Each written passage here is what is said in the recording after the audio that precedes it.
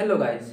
आज हम बात करेंगे ऐसे टॉपिक के बारे में, ऐसे ऑर्गन के बारे में या ऐसी ग्लैंड के बारे में जो अगर हमारे बॉडी पर नहीं है या फिर हमारे बॉडी पर अच्छे तरीके से काम नहीं कर रही है तो किसी भी व्यक्ति की उस ग्लैंड की अनुपस्थिति में मृत्यु होना निश्चित है।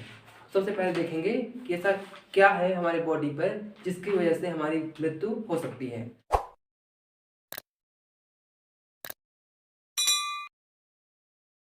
तो उस टॉपिक के बारे में बात करते हैं। इसे बोलेंगे थाइमस ग्लैंड। अगर थाइमस ग्लैंड हमारा अच्छे तरीके से वर्क नहीं करेगा, अच्छे तरीके से हमारी इम्यून सिस्टम को नहीं बढ़ाएगा, तो हमारा जो भी एंटीजन हो गया, एंटीबॉडी हो गए, उसके अगेंस्ट अच्छे तरीके से लड़ नहीं पाएगा, जिससे किसी व्यक्ति की मृत्यु हो सकती है।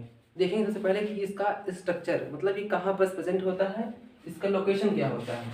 सबसे पहले देखेंगे लोकेशन। लोकेशन में देखेंगे कि मान लीजिए ये आपको कुछ रफली डायग्राम के थ्रू समझाने की कोशिश करते हैं कि ये एक लंग्स है और एक लंग्स ये है, ठीक है। तो बताएंगे यहाँ पास ये हार्ट हो गया।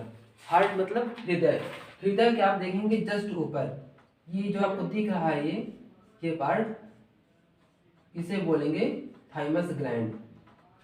अगर आप देखें तो ये हार्ट के ऊपर है और दोनों लंग्स के बीच। और आप देख रहे हैं, जैसे देख पा रहे हैं, ये आपको कोई ट्रैकिया, ट्रैकिया के जस्ट ऊपर, ट्रैकिया इसके पीछे साइड है, ट्रैकिया के जस्ट ऊपर पे थाइमस ग्लैंड प्रेजेंट है। और इसके थाइमस ग्लैंड के ऊपर जो है मीडियल स्टर्नम होती है जो कि इसको कवर कर रखती है। अब इसके बारे में हम देखेंगे कि जैसे यहाँ पास एक गर्दन हो गई किसी व्यक्ति की, नेक हो गया, यहाँ से गर्दन है, नेक के जस्ट नीचे साइड है, और यह ट्रैकिया, ट्रैकिया के जस्ट ऊपर और मीडियल स्टिनम के जस्ट पीछे। और आपको ये वेन्स दिख रही है और ये आपको आर्टरी दिख रही है, ठीक है। और ये आपको दिख रहा है थायराइड ग्लैंड,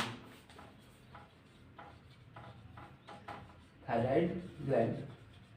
तो जैसा कि आपको लोकेशन पता चल गया है, नेक्स्ट हम देखेंगे थाइमस ग्लैंड के स्ट्रक्चर के बारे में। ये स्ट्रक्चर में कैसा होता है। सबसे पहले देखेंगे कि जो आउटर मोस्ट कवरिंग होती है, ये आउटर वाली, इसे बोलते हैं कैप्सूल। और ये जो आप देख नीचे, ये जो तीन आपको दिख रही है वेसल्स, ये लिम्फेटिक वेसल्स हैं और ये दोनों ब्लड वेसल्स हैं। तो ये जो साइड वाली इसे बोलेंगे लिम्फेटिक डक्ट, और ये बीच में वेन्स हो गई और आपको ये आर्टरी दिख रही है, ठीक है।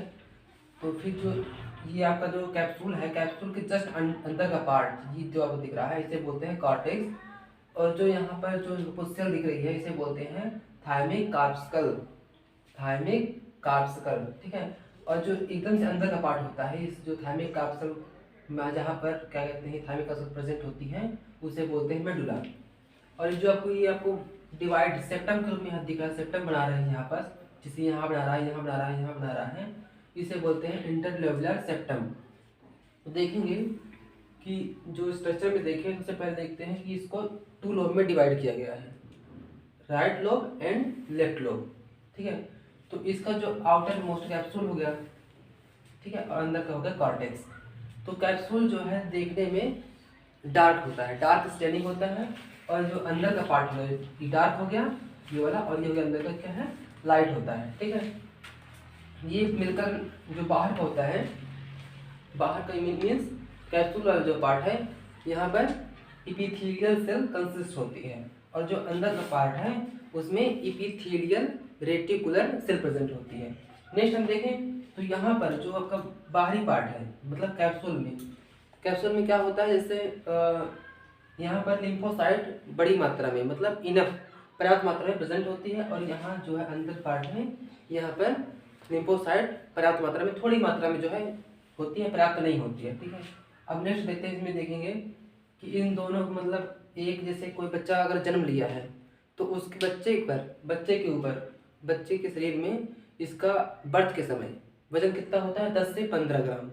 अगर आपको अगर मिडिल एज में है, औसतन अगर एवरेज बीच एज में, जैसे 40 ईयर, मान लीजिए कोई व्यक्ति 80 ईयर तक मीन्स 80 साल तक जीता है, तो उसका औसतन 40 ईयर हो गया, तो 40 ईयर के लगभग उसका वजन लगभग 70 टू 80 ग्राम होता है। हाँ, मिडिल एज पर 30 टू 40 ग्राम इसका होता है। अगर मान लीजिए अगर किसी भी पेशेंट को इस थाइमस ग्लैंड से रिलेटेड कोई भी एट्रोफी हो गई है, तो इसका ये धीरे धीरे घटते घटते 3 ग्राम तक हो सकता है।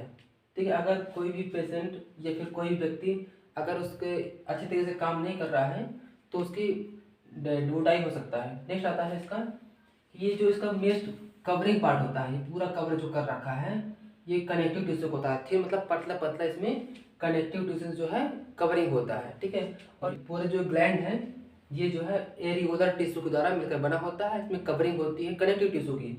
यहाँ पर जो इसका बाहरी पार्ट होता है, यहाँ पर जो है प्रोलिफरेशन की, अगर कोई लिम्फोसाइट सेल आ गया है, बी लिम्फोसाइट आई है, तो यहाँ पर जो है टी लिम्फोसाइट बनने की प्रक्रिया होती है। जो बाहरी पार्ट है यहाँ पर टी लिम्फोसाइट बनने की प्रक्रिया होती है, और ये टी लिम्फोसाइट मेच्योर होकर के यहाँ से निकलते जाते हैं किसमें, लिम्फेटिक सिस्टम के द्वारा।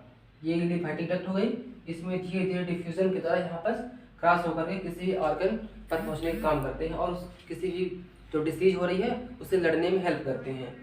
अब हम नेक्स्ट देखते हैं कि हार्मोन कौन कौन सी रिलीज करता है, कैसे कैसे ये प्रोडक्शन करता है, इसका काम कैसे करता है। ठीक है, तो ये 2 तरीके से हमारी बॉडी पर काम करता है। पहला हो गया हमारे एंडोक्राइन के द्वारा, एंडोक्राइन का फंक्शन होता है, और दूसरा हो गया लिम्फेटिक फंक्शन, लिम्फेटिक फंक्शन। ठीक है, तो एंडोक्राइन में 2 टाइप के हार्मोन रिलीज करता है। कौन कौन से, थाइमोसिन एंड थाइमिन। थाइमिन थोड़ी मात्रा में, कुछ मात्रा में रिलीज करता है, लेकिन थाइमोसिन का बहुत ही ज़्यादा इंपॉर्टेंट होता है और ज़्यादा वर्क करता है। थाइमोसिन देखेंगे कि इसका काम क्या है, किसी भी अगर टी लिम्फोसाइट है उसको मैच्योर करने में हेल्प करता है, मतलब प्रोलिफरेशन,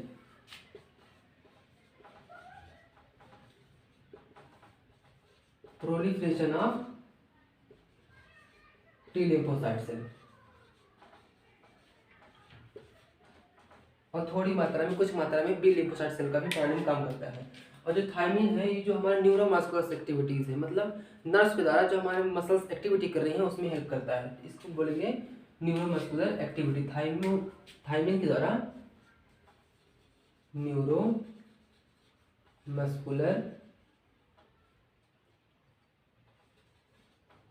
एक्टिविटी करता है। अब देखते हैं इसके लिम्फेटिक फंक्शन कैसे करता है। ठीक है, लिम्फेटिक सिस्टम में देखेंगे अगर बोन मैरो द्वारा जो बी सेल बन रही है तो यहाँ पर आती है किसी भी आर्टरीज के द्वारा या फिर वेन्स के द्वारा आकर जो है यहाँ पर, यहाँ आउटर कवरिंग पर मेच्योर होती है, फिर धीरे धीरे अंदर जाकर यहाँ पर उसका मेच्योरेशन होता है, प्रोलिफरेशन होता है, और यहाँ धीरे धीरे क्या है लिम्फेटिक सिस्टम में इंटर करती है। जैसा कि आपको पहले इस साइड जो पार्ट बना था राइट लोब्स में, राइट लोब आपका थाइमस ग्लैंड में दिखाया गया था, उसी तरीके से यहाँ से वापस लिम्फेटिक सिस्टम में आती है, और हमारी इम्यूनिटी को, मतलब जो हमारा प्रतिरक्षा तंत्र है उसको क्या है अच्छी तरीके से मेंटेन करती है और किसी भी डिसीज से लड़ने में सक्षम करती है। हम नेक्स्ट देखते हैं इसका इम्पोर्टेंस, थाइमस ग्लैंड पर हमारी बॉडी में क्या महत्व है। ठीक है, इससे पहले हमारा थाइमस ग्लैंड क्या काम करती है, प्रिवेंट डिसीज। अगर कोई भी डिसीज आती है, कोई डिसीज है, चाहे यहाँ तक कि HIV एड्स कोई भी हो, उनसे जो है थोड़ा बहुत प्रिवेंशन करने के लिए हेल्प करती है। और जो नॉर्मल कुछ इन्फेक्शन होते हैं या फिर कोई बड़ी इन्फेक्शन हो गया उनसे लड़ने में हेल्प करती है। नेक्स्ट आता है मेंटेन होम्योस्टेसिस, मतलब जो हमारा होम्योस्टेसिस हो गया, जैसे ब्लड का जो प्रेशर है अच्छी तरीके से रेगुलेट करने में हेल्प करती है। नेक्स्ट आता है जो इम्पोर्टेंट, जो शुरू में बताए थे हम कि किस वजह से आदमी मृत्यु हो सकती है, तो उसके बारे में बात कर रहे हैं। मतलब अगर हमारे बॉडी पर ये थाइमस ग्लैंड है, विदाउट मतलब थाइमस ग्लैंड प्रेजेंट ना होगा तो किसी भी ह्यूमन, मतलब किसी पर्सन की डाई हो सकती है, मतलब मर सकता है, इसी तरीके से मर जाएगा। किसकी वजह से, कोई भी डिसीज की वजह से वो इसी तरीके से मर जाएगा। अगर हमारा जो थाइमस ग्लैंड का जो अच्छी तरीके से वर्क ना करे, फंक्शन ना करे, तो इससे मृत्यु होने के चांस हो सकते हैं। अब नेक्स्ट देखते हैं थाइमस माल फंक्शन। नाम से पता चल रहा है कि माल फंक्शन मतलब जो उसके फंक्शन में कुछ कमी है, कुछ खराबी है।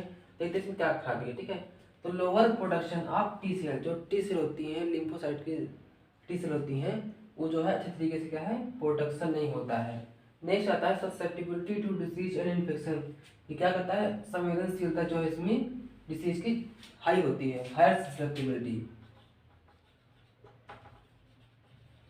मतलब कोई भी अगर डिसीज है, इन्फेक्शन है, उसके प्रति अधिक संवेदनशील होता है। तो इस प्रकार से जो हमारी ग्लैंड है वो किसी भी डिसीज से लड़ करके हमें किसी भी किसी भी तरह के इन्फेक्शन से बचा कर रखती है और हमें मृत्यु होने से बचा सकती है।